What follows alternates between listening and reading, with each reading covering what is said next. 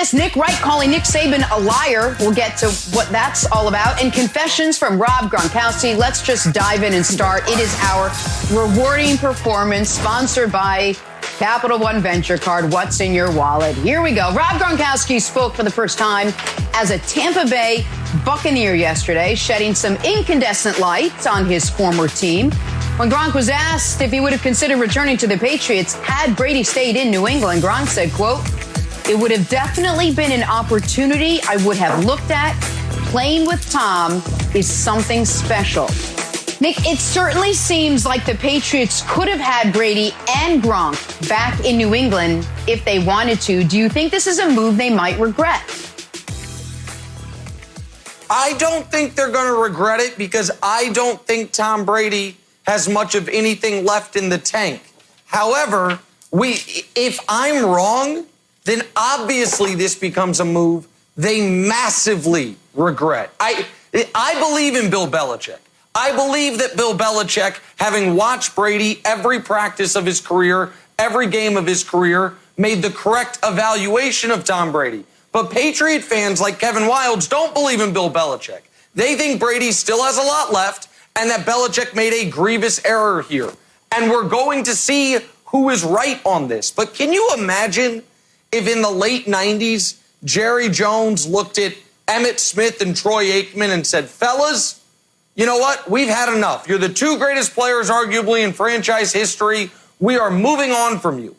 And then those two guys signed up with the LA Chargers and took them to a Super Bowl. What that would have made Jerry Jones look like. If Jerry Sloan said to Stockton and Malone, you guys have had your run, you're finished. And then those two guys went to the Dallas Mavericks and led them to an NBA Finals. That is what is on the board if you buy the Vegas hype that the Bucks are the fourth best Super Bowl odds for the Bucks to do and how that would make Belichick and the brain trust, which is Belichick, look. Now, Wildes, I don't think that's going to happen. I think the Bucks are a quarterback away from being a contender. But if Brady's as good as you believe, Gronk still has a lot left, then of course this is a move that will reflect poorly on Belichick, and I think that Pats fans will regret that he made. Okay, so first of all, I'd like you to put down the Sharpie because Sharpies are my thing, okay? I've got Sharpies, you've got points, maybe you go in another direction there. So I'm going to be the Sharpie guy. Let's just get that out of the way right away. So then can I be the orange besides shirt trying girl? to make Sharpies and the orange shirt. So Nick had a thing earlier this week. He's like, I'm going to make a catchphrase happen. Nick, what was your catchphrase? Old people be lying. It was in relation to the he was like, I'm going to make this a thing. Be lying. So I'm like, if we're going to make catchphrases happen, I'll make one happen. I believe in Belichick, B-I-B. Whatever Belichick wants to do, I'm okay with it. And here's why. I'm prone to sentimentality. I mean, Tom Curran wrote that the Crafts were prone to sentimentality, and I read it. I was like, you know what? I am too. Whoever you want to bring out there from the olden days, old Patriots, if Richard Seymour wanted to come back, I'd be like, you know what? He's got more left in the tank. Vince Wilfork wants to come back. I'm like, let's do it. We need Vince Wilfork back on the team. So part of me, when I'm not going to criticize Belichick, and I realize that these decisions where I'm like, man, I wish we had Brady back. I wish we had Gronk back. It's like, is that the right football decision, or is that just me being prone to sentimentality? But there is one way we can meet in the middle tonight. Well, not tonight, but later on in the draft. Thaddeus Moss. How great would that be? Give him number 81, have him line up at tight end. We needed tight end. Caught 2 touchdowns in the national championship game. Didn't drop a pass all year. We know that Belichick has got his own son on the coaching staff. Robert Kraft has his own son on the ownership group. I think it would be perfect, and it would get both of what I want. Some nostalgia back, and we get a tight end, Jenna.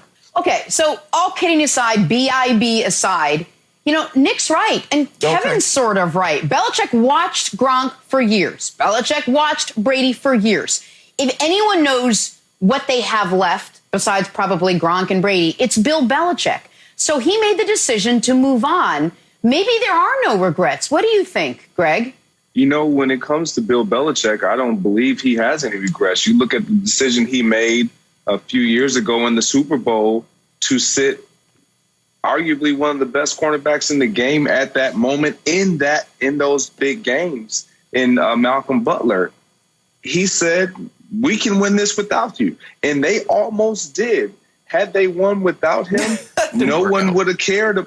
No one would have cared about the decision. They would have thought it was genius. They did not. So the only way that this comes back to really haunt Bill Belichick and the Patriots, and I don't think he still would regret it, is if the Tampa Bay Buccaneers go out and win the Super Bowl.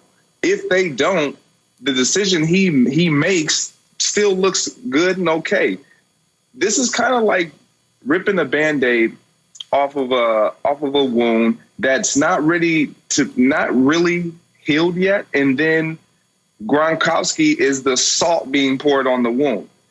When you find out we could have possibly had both of them back because now Gronk decides to come out of retirement, to Wild's point, the sentimentality plays a role with fans, and they are looking like, what are you doing? We could have had both of these guys. We could have done it and relived our heroic times all over again. But that's just not the way Bill Belichick thinks. He understands how to win games. He's always understood how to win games, and he knows what pieces to pull and to move. So I think they're going to be fine. He's not going to regret it one bit. Okay, and all of this whole argument, Nick, is assuming that Brady and Gronk are going to show up in Tampa Bay and seamlessly just fit into the system or create their own system and take off running. But maybe it was Bill Belichick that was the glue with all of that. Maybe, I know all the complaining they had about Bill Belichick, maybe that was the reason why they were able to be so successful. There's no guarantee these two are going to hit the ground running in a new system on a new team. You know, one's been out of football, one's 43. Am I right? Well, that's obviously where I'm at on this. Now, I think Gronk can be a Pro Bowl tight end this year. I think the year off will be good for him. I think it's over for Brady. But I'm not going to, listen, Patriot fans, and we have an avatar for one on this show in Kevin Wildes, you've got to pick a side on this. This idea of, draft Randy Moss's kid, and that's going to make that's nonsense. And if there's a little anger in my voice, it's a little bit because of the Sharpie stuff, but it's also because the argument makes no sense. Listen, you cannot come on this show and say, I think the Bucs are going to be great. I think Brady's going to be awesome. I think that no risk it, no biscuit with Bruce Arians, it's going to be fantastic. And then also say, believe in Belichick. If Brady's awesome, Gronk has a lot of football left along with Brady, then Belichick was wrong. This is not Manning to Luck, Favre to Rodgers, Montana to Young. It's the greatest quarterback ever to Stidham or Hoyer or Jordan Love or whomever they draft this weekend, or possibly tonight, if not tomorrow. There is no middle ground here. One of these parties, it will either be Belichick was right and I'm right, that Brady's washed, or Bill Belichick prematurely moved on from the greatest quarterback in the history of the league, one of the greatest tight ends in the history of the league, when they were 1 year removed from winning the Super Bowl. It's not like they've been out in the wilderness for a decade and then all of a sudden they'd have a comeback year. 15 months ago, they won the Super Bowl. A year before that, they were in it. A year before that, they won it. To move on then, if it turns out to be premature, Wildes, it is a massive, massive, unforced error that the fans, the coaches, and the players on the team didn't want him to make. I don't see, Kevin, how there could be a middle ground here. If Brady's still good, this was a huge mistake by Belichick. Well, I think, Nick, I still think the Patriots are going to be good. I think we could go 11-5. I think we could go 10-6. I don't know, 12-4. I think we're going to be way over. I think Vegas has got us at 9.5. I think we're going to be way over that. So I don't really care what the Bucs do, to be totally honest. I'm not worried about the Bucs. I think this is there's another big trade that happened when the Red Sox claimed they were poor and traded Mookie Betts. That was an absolute disaster. And it was indefensible, and no one could come up with any reason why the Red Sox were doing it other than the fact they were being cheap. Belichick can simply say, like, hey, we won 6 Super Bowls. The guy's 43. We're going to move on. And everyone said, like, that's okay. Greg, I think Belichick is in the right here. I'm rooting for Brady and Gronk. I think both things can happen. I think both teams can be good, and Belichick still comes out of this a winner. Yeah, Wilds, I'm with you. I don't think that there has to be this big fall off or washed experience from Tom Brady or Rob Gronkowski for Belichick to say, I won. He just needs his guys and within his organization in that locker room to stick to the course and stick to the plan and execute it, period. That's what he's always preached. Do your job. And if they do that, they'll be okay. They feel like regardless if it's Tom Brady, if it's Richard Seymour, if it's Ty Law, if you do your job and we do our job collectively as a coaching staff, we will be in a position to be successful. We also don't exactly know what Belichick's final plan is. Is it Stidham, or are we going to learn something tonight or tomorrow that maybe sort of opens up what Belichick has in mind and maybe why he made that decision? All right, let's take a break.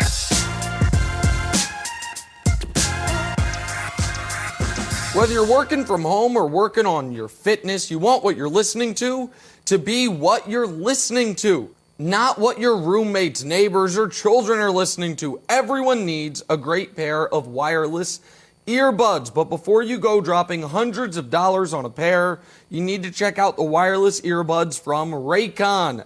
You already know Raycon earbuds start at about half the price of any other premium wireless earbuds on the market, and that they sound just as amazing as other top audio brands you know. Their newest model, the Everyday E25 earbuds, are their best ones yet, with 6 hours of playtime, seamless Bluetooth pairing, more bass, and a more compact design that gives you a nice noise-isolating fit. My own pair of Raycon earbuds are better and easier to use than anything else I've tried. They're comfortable and easy to set up and work seamlessly with my devices. Having a pair of wireless earbuds is a serious game changer for me. Raycon earbuds are stylish and discreet. No dangling wires or stems to distract anyone during video calls. You've heard me talk about how the company was founded by Ray J and celebrities like J.R. Smith, my guy. They are obsessed with Raycons. Pick up a pair and see what the hype's all about. Now's the time to get the latest and greatest from Raycon. Get 15% off your order at buyraycon.com/FTF. That's buyraycon.com/FTF for 15% off Raycon wireless earbuds. Buyraycon.com/FTF.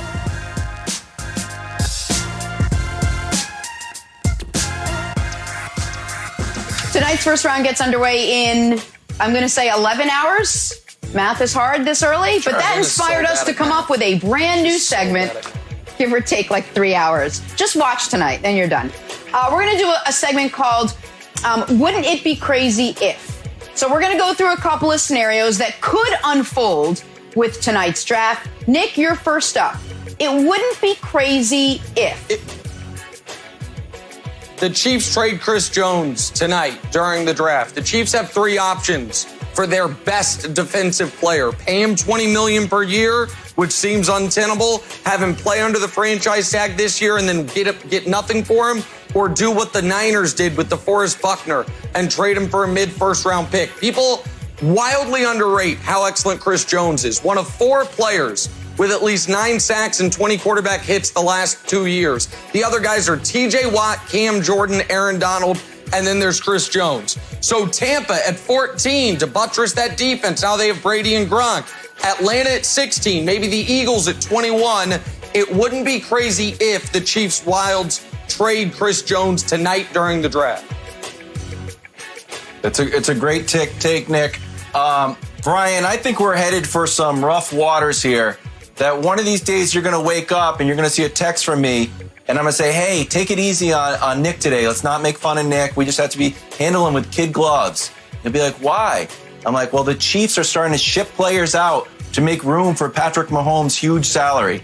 And Nick, it's happened to the Patriots. It's going to be a very rough, few years for you as you start to see your favorite players move to other teams because Patrick Mahomes is going to have to get $40, $50, $100 million a year.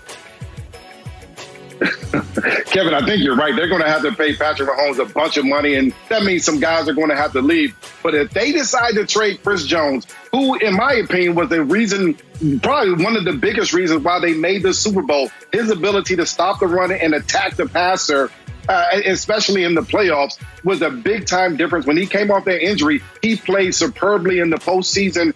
And the reason, to me, one of the biggest reasons, besides Patrick Mahomes, that they won the Super Bowl, they traded that guy. I'm not sure where this defense had some issues in covering guys, stopping a run in the past, where they turn to. So, yeah, they may trade him because they can't get the contract done, and it may be some value there. But you're losing a big piece if you take Chris Jones out of the middle of that defense. Listen, I think he's the best player on the defense. With respect to our friend Tyrann Mathieu and Frank Clark, who they gave a bunch of money to, I think Chris Jones is the best guy. And you're right, in the Super Bowl, 2 huge pass deflections, 1 quarterback pressure that resulted in a pick. He was great. I just think for Brett Veach, this is going to be the most logical play. So, Jenna, it wouldn't be crazy if the Chiefs traded their best defensive player during the draft tonight.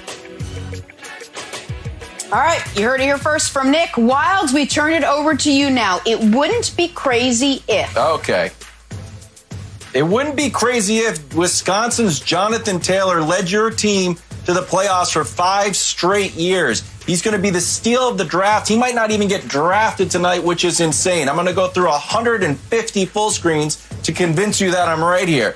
This guy is consistently excellent. The only constant is change in Jonathan Taylor. This guy has done it since day one. He stepped into the field in Madison, Wisconsin. What did he do, you ask? Great question. Here's the most career yards in 3 years. Jonathan Taylor, number 1. Herschel Walker, number 2. Herschel Walker had a great season, a great NFL career, and Jonathan Taylor's going to be right alongside him. How about the next full screen? Most career rushing yards. Where's Jonathan Taylor? Oh, there he is. He only played 3 seasons. Look at the guys on this list. Ricky Williams, Tony Dorsett. Oh, another Wisconsin great. Ron Dane. So it's not like he was just putting up compiling numbers. Look at this single season. He's getting it done too. Boom. Barry Sanders, Melvin Gordon, Marcus Allen. There's Jonathan Taylor. But what else is he doing? They're like, oh, hey, no, Jonathan Taylor, it's Wisconsin. They got a big offensive line. No, he's very, very fast. For some reason, there was this narrative out that he was just sort of a product of the system. Then he went to the combine, ran a 4.39. Guess who that's a little bit faster than? Saquon Barkley. 2 guys over 225 pounds. He matches up great. Does he catch the ball as well as Saquon? Not yet. Well, look at this. Boom. For the 4 leading rushers in the NFL last year, Jonathan Taylor is faster than all of them. Runs a little bit like Ezekiel Elliott. Pretty good, pretty good. Okay, next full screen. Boom. Even if you're on the right track, you'll get run over if you just sit there. It's a nice Will Rogers quote. Here's what we mean by that. Coming off of that great record-breaking year, Jonathan Taylor went out and said, you know what I need to get a little bit better at? Catching the ball. Went from 8 receptions to 26, 60 yards to 252, 0 touchdowns to 5. Now, Brian, there's one knock on the guy, which I think is outrageous, but I want your opinion on this. He carried the ball 926 times. We looked it up, and you carried the ball about 700 times in your college career. So he's got 200 more carries than you. People say, oh, we don't know. Maybe he took too many hits. We don't know how much tread is left on the tires. Is that a valid argument for people to pass on Jonathan Taylor? You know, I mean, I think you made some very good points there. I don't know that that's a valid argument, but there is a question because you also know that for running backs, there is a shelf life. There is a certain amount of hits, a certain amount of cuts that you can make at a college and pro level. And then at that point, you fall off the shelf very quickly for a running back. So I think it is a valid concern. However, when you see the productivity that Jonathan Taylor had at Wisconsin, you just can't deny that. He has speed, the 4.93. It's 4.39 speed. He has the ability to run people over. And I think that he can help a team. I appreciate you giving the running back group some love, talking about Jonathan Taylor and his ability to carry a team to the playoffs for the next 5 seasons. I also wanted to throw in the fact, I was wondering what made you bring in a Wisconsin running back. And I dug up, and Dusty helped me dig this up, that your wife went to Wisconsin. So now it's starting to all make some sense. So you kind of, because you're at home, you're quarantining, you have to throw a little shot at the wife and help her out a little bit to make sure things are smooth in the household. I can appreciate that as well. That's right. So we'll go Badgers. 5 It's straight just nice to root seasons for in Wisconsin. 5 straight seasons making the playoffs. It's a tall order. You talked about the other great running backs in the league, Christian McCaffrey, Saquon, Zeke, Le'Veon Bell. What did they all have in common? They're at 0 straight seasons making the playoffs. There's only 2 teams in football right now who currently have 5-year plus playoff streaks. The Chiefs and the Patriots. So you've got the team with the greatest quarterback ever in a dynasty, plus New England, as the only 2 teams who have actually made the playoffs 5 straight years. However, Wilds, I'm actually going to agree with you on this. I do think there's a chance Jonathan Taylor's in the playoffs 5 straight years, because I do think he's going to be available at pick 32. And you know who's sitting there at pick 32? I know. The Kansas City Chiefs, who need a running back and who are absolutely going to be in the playoffs for the next 5, 10, 15 straight years. So I rarely say this, Wilds. Good take by you. And he won't even have to change colors. White and red at Wisconsin, white and red with the Chiefs, Wilds. There you go. I hate to say it. Our researcher Dusty brought that up, and I was like, man, I'd be happy for Jonathan Taylor, and I'd be happy for Nick. I hate to say it. I want to make fun of you, but I would be happy for both of you guys. So, All right. Well, Wild said it. Wouldn't be crazy if Jonathan Taylor led you to the playoffs for 5 straight years, be it with the Chiefs or, say, any other team. Brian Westbrook, let's throw it to you now. It wouldn't be crazy if.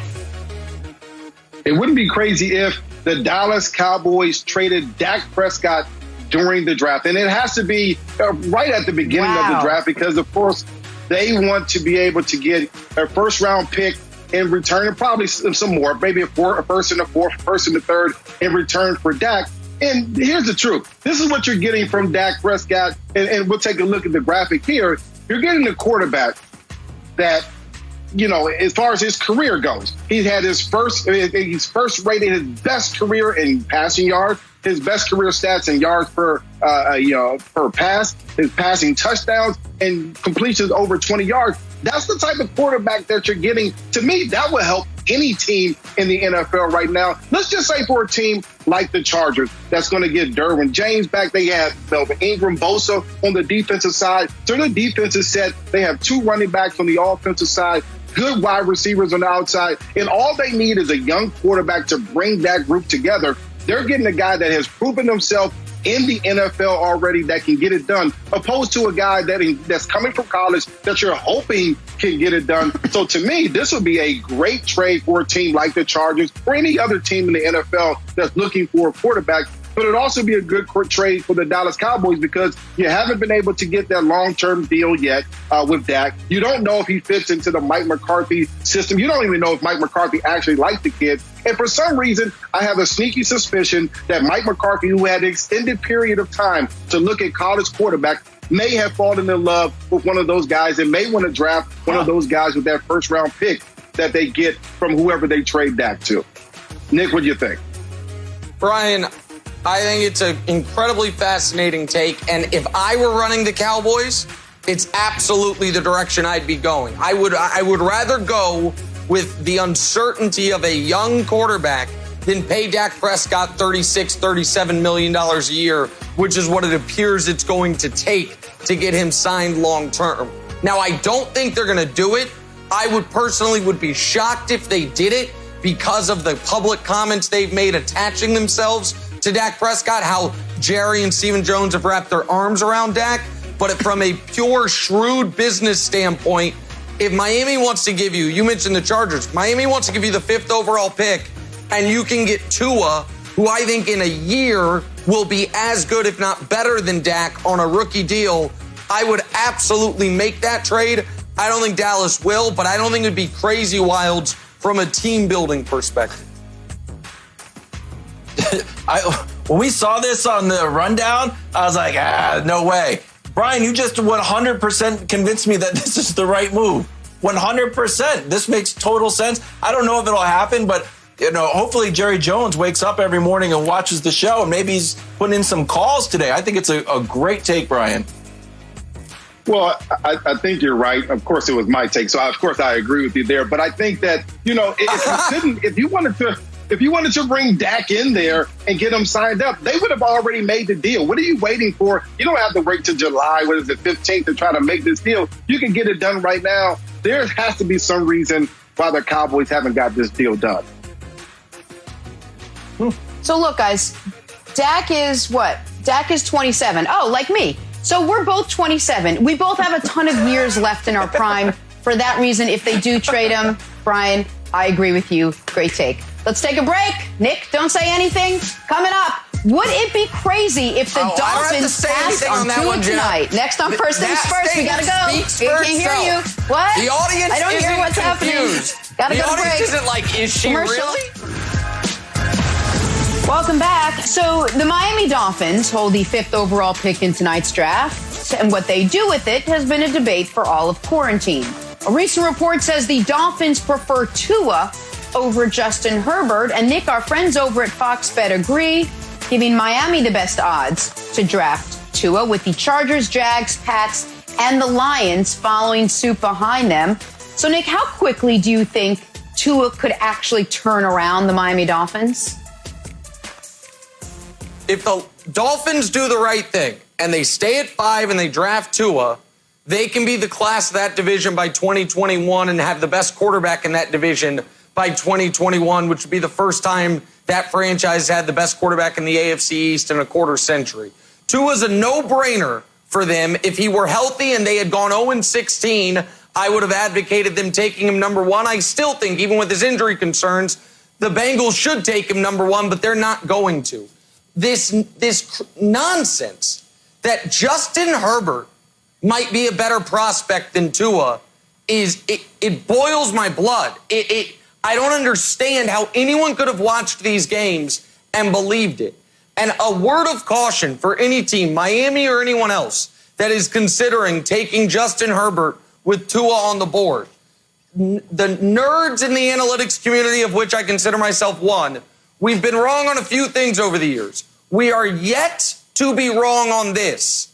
Stay away from that quarterback, X. We've never been wrong. I'll give you the list of guys that we've said, the hell you thinking? It started with Jake Locker. We were right. Then it was Blake Bortles. We were right. Then it was Mitch Trubisky. We were right. Then it was Josh Allen. Jury's still out. I believe we are right. And last year it was Daniel Jones, pardon me. We will be proven right on that. We are 5 for 5 on saying this quarterback who wasn't that good in college, do not draft him in the top 10. So buyer beware for anyone on Herbert. Wilds, you know how much I love Tua. To me, this is an obvious one. Yeah, I know how much you love Tua. You know who else loves Tua, Nick? Nick Saban's good friend, Bill Belichick. If we could throw it up, maybe run a little music and get Nick's reaction if Tua starts to fall. Oh, boy, here we go, Nick. Buckle up. Boom, boom. Put new music on it. So there's a new report coming out now that the Dolphins were trying to call the Bengals to get to number 1. That means that the Dolphins do not love Tua. That's my read on it. The Bengals are still going to take Burrow, but the fact that the Dolphins are calling around mean they don't like Tua. He's going to slip. Oh, who's there? Bill Belichick. Jenna, I feel great about this. I'm rooting for Tua. I don't want him to slip. Oh, hit the music. But I feel really good about Bill Belichick and the Patriots and Tua. Thank you. Two things. One, even I dance better than this, and I love you, Wilds, but Nick will tell you I have better moves than that. Number 2, didn't we just hear Nick Saban come out this week and say when he was coach of the Miami Dolphins, they regretted passing on Drew Brees for some injury concerns? You wonder if that still haunts the organization today. Brian, what do you think about the possibility of them passing on who Nick calls a sure bet at Tua for a guy like Herbert? Yeah, I don't like that idea, but I can understand why a team would pass on Tua. And tell me, and listen to this. And I'm a guy that was injured a few times throughout my career, and teams passed on me just because I went to a small school and had some injuries. But Tua at the quarterback position, let's just say that he was going to the Dolphins. To me, he would have to redshirt, first of all, because if you listen to Pro Football Focus, the Dolphins had by far the worst offensive line in football last year. and you redshirt Tua so that he can get completely healthy. Number one. Number two is you need to use all the rest of your draft picks, the first couple of round picks on offensive linemen for this year and next year so that the Dolphins can protect Tua, who's had injury concerns in the past. The other part to me, and it's certain, is that when you have a quarterback with these types of concerns, you have to put pieces around him. And I think they need to put a few more pieces around Tua to make him as successful as he possibly can. The other part is the defense. The defensive side of the football for the Dolphins was terrible last year. They were worse in the league, gave up 31 points per game and over 400 yards per game as far as rushing and passing. You can't win that way. So when you can't protect your quarterback and you can't stop anybody on the defensive side of the ball, it's just going to be hard to win. And that doesn't mean that you're a quarterback away. You redshirt Tua, you build up that offensive line, secure that defense, and then in a couple of years, 2-3 years, you're a better football team. That's the way I would do if I was Miami. Brian, it's such a good point. Nick, I'll ask you, remember what happened to Josh Rosen when Arizona took him? They had a shoddy line. He got beat up that whole season, and then Arizona went in a totally different direction. What would be the plan if you bring Tua in if you know you already have a weak offensive line? So to me, this is very, very simple. The Dolphins spent a lot of money addressing the defense this offseason. They gave Byron Jones a record-setting deal at corner. They brought in former Patriots. Keep in mind, their head coach, Brian Flores, was the Patriots defensive coordinator. Kyle Van Noy and Landon Roberts to upgrade that linebacking core. They brought in Shaq Lawson and Emmanuel Ogbah to upgrade that defensive line. So you have spent money on the defense. It will pay dividends this year. You have picks 5, 18, 26, 39, 56, and 70. 6 picks in the top 70, plus next year you have your first and second, plus Houston's first and second. You draft Tua. You spend the 18th pick on a wide receiver. You spend the 26th pick on an offensive lineman. Those rest of the top 70, you take best player available, and next year you do it again in the draft. And all of a sudden, you've turned it around like this. That you can turn it around that quickly with this type of cap space, that type of draft capital, Wilds, if you take the right quarterback. And they have to know if they don't take Tua at 5, it does become a possibility that your New England Patriots, I'm sorry, your second favorite team, you're a Bucs fan now, but that your former favorite team, the Patriots, that they could get Tua Tagovailoa, and they don't want to deal with another 20 years of a Hall of Fame quarterback in their own division, Wilds. Nick, it's back. Christ. It's back. And to Brian's point, if only there was an offensive line that was prepared and has been training to protect a quarterback who didn't like to get hit. Oh, come on up I-95. Tua's ready to go. Jenna doing? Let's get our LeBron stuff. Speaking of other great players, Jenna, all-time greats, Tua and Bill Belichick. Listen, in the vein of The Last Dance, you got to hope this is not a Sam Bowie all over again. We will wait and see. All right, we're going to turn, speaking of basketball, to a little basketball now. Nick spent the last 2 weeks breaking down LeBron's top 10 player performances. We are getting down to the nitty-gritty here. Nick, who do you have at number 2? Well, it's very interesting you mentioned The Last Dance because much like Michael Jordan, LeBron James' second greatest game of his career came against one of the greatest teams ever in the playoffs in an overtime loss. For Jordan, it was the 63 points against the 86 Celtics in the first round. For LeBron, it was the 51, 8-8 in the NBA Finals Game 1 of 2018. It honestly might be the single most perfect basketball game a player has ever played. It's not number 1 because his team lost and because it didn't have the significance of the number 1 game. But LeBron James in a game where Jordan Clarkson and Larry Nance and George Hill and Jeff Green were playing major roles for his team, while Draymond Green, Steph Curry, Klay Thompson, and Kevin Durant all played 45 minutes or more for the opposing team, had his team in position to win with seconds remaining before, of course, unfortunately, George Hill misses a free throw and JR forgets the score, and that's what the game's remembered for. What it should be remembered for is the final minute where LeBron was attempting to put the finishing touches on his masterpiece. Down 1, LeBron drives past Steph Curry for an and 1 to put his team ahead. The very next possession, LeBron draws a charge on Kevin Durant, and then the single worst officiating overturn in NBA history turns that charge into a block. The next possession, LeBron drives past KD and Draymond for a layup, and the very next possession, he finds George Hill for the would-be game-winning layup, and then, of course, we know what happened from there. 51-8-8 on a undermanned Cavs team against the most talented team ever. It's LeBron James' second greatest game of his playoff career. And that means tomorrow we get your number one best game. Cannot wait. Let's take a break. Party on. Why is one former Patriot saying all of Belichick's success was because of Tom Brady? That is next on First Things First. Back here on First Things First, time for stories to start your morning, sponsored by Ram Trucks, built to serve. Former Patriot Asante Samuel had an interesting tweet yesterday saying, I think Bill Belichick needed Tom to be successful. Do you think Tom needs Bill? My answer is no. Talk to me. Nick, what do you think?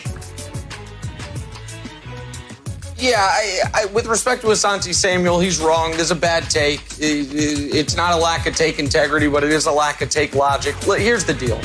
Almost every all-time great that wins a bunch of titles is paired with an all-time great coach.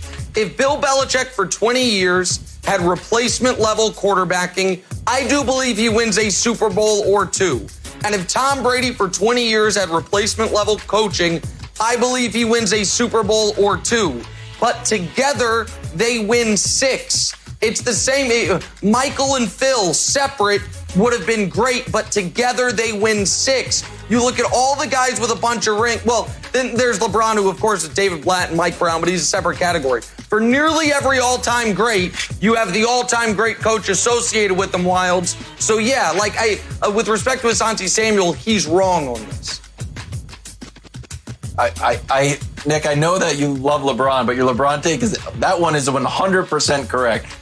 Tom Brady is not LeBron. He's just not. He needed Bill Belichick, and Bill Belichick needed Brady. I prefer, just like Brady was like, hey, do we have to do this? We're both friends. It was a joint success. So I'm not engaging Asante Samuel in disparaging either great Patriot. Yeah, for me, I disagree with Asante Samuel. Nick is 100% correct here.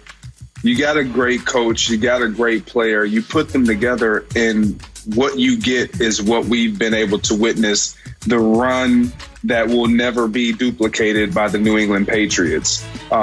You take them apart. Do we see greatness?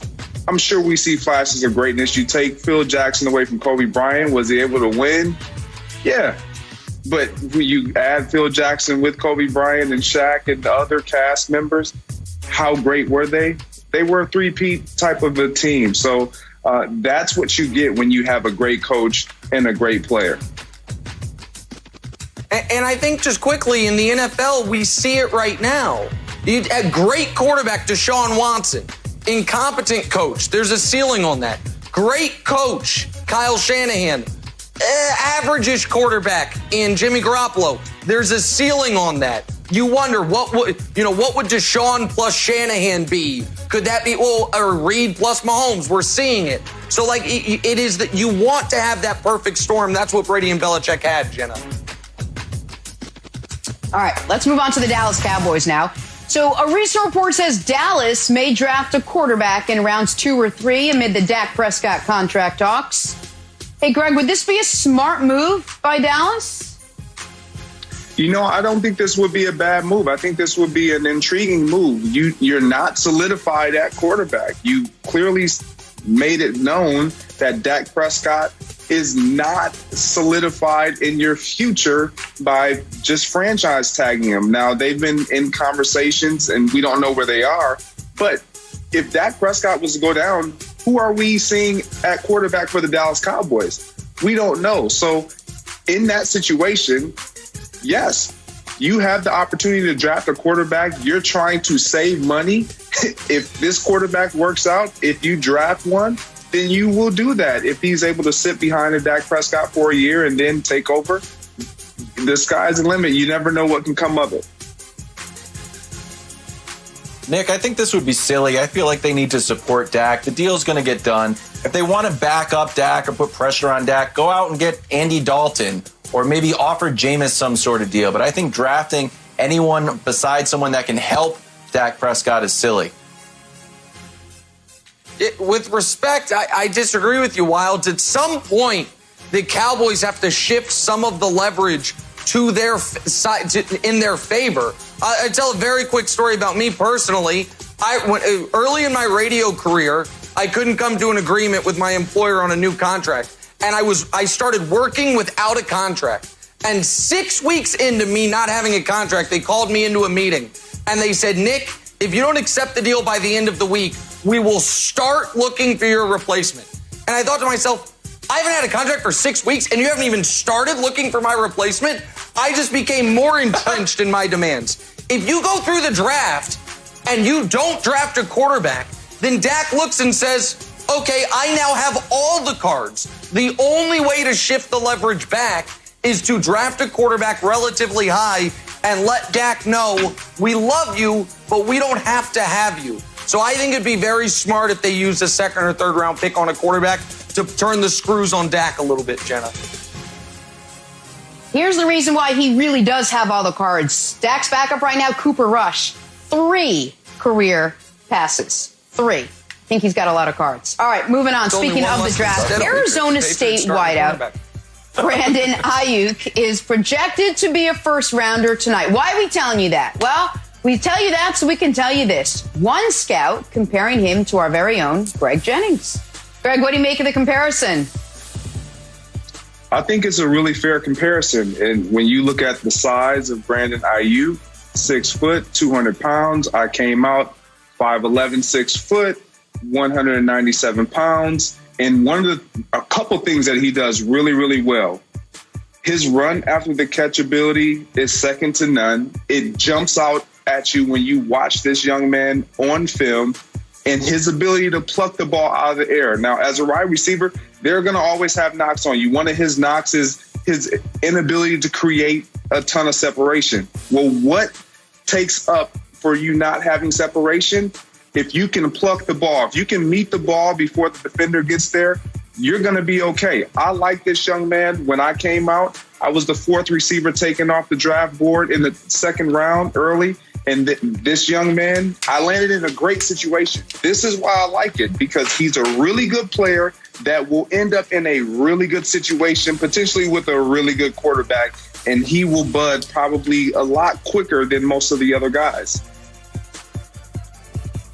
I love it. I hope he comes on the show, Nick, and I think it's a big win for Brandon Ayuk that he's compared to Greg and not, Brandon Ayuk coming out of Arizona State. He loves LeBron James, Patrick Mahomes, and has been wearing a nicotine patch for 11 years. I felt like that would really hurt his draft status. Oh, yeah, listen, it's a fair point. I'd rather be compared to Greg as well. Now, I got to be fair. I see some of the on-the-field comparisons. I don't know if the off-the-field matches up. I've scrolled through Brandon Ayuk's social media. Not a lot of shirtless cooking instructionals. Not a lot of videos where, hey, let me show you my perfect workout form as I compete for Mr. Olympia. So I don't know if he has, what's the word? Not chip on your shoulder.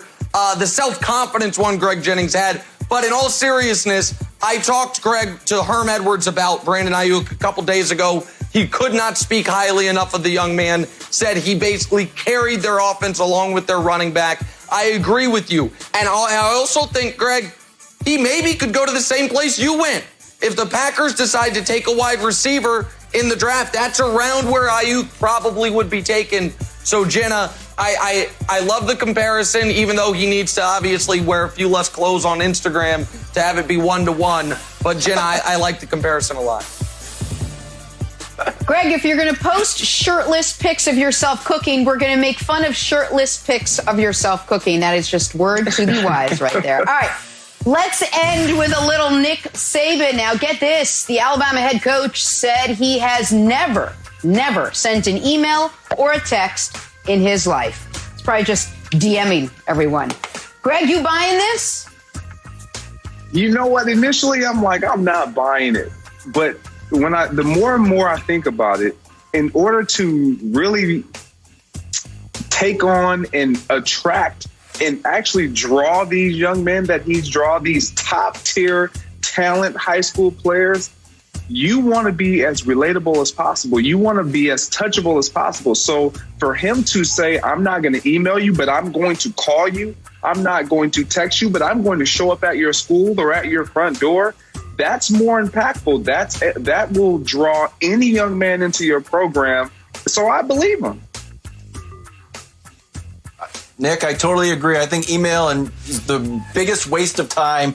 Nick Saban is 100% right. Okay. He's actually so far behind the curve. He's ahead of the curve, like how vinyl came back. I totally agree with Nick Saban.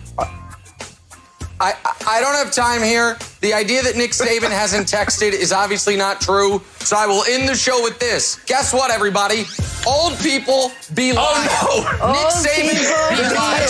He's texted. I guarantee you he's texted. Old people be lying, Nick Saban. Go ahead, Jenna. We need to get the trademark on this. We gotta go. We will break down the draft tomorrow morning. Have a great day, everyone. Stay safe.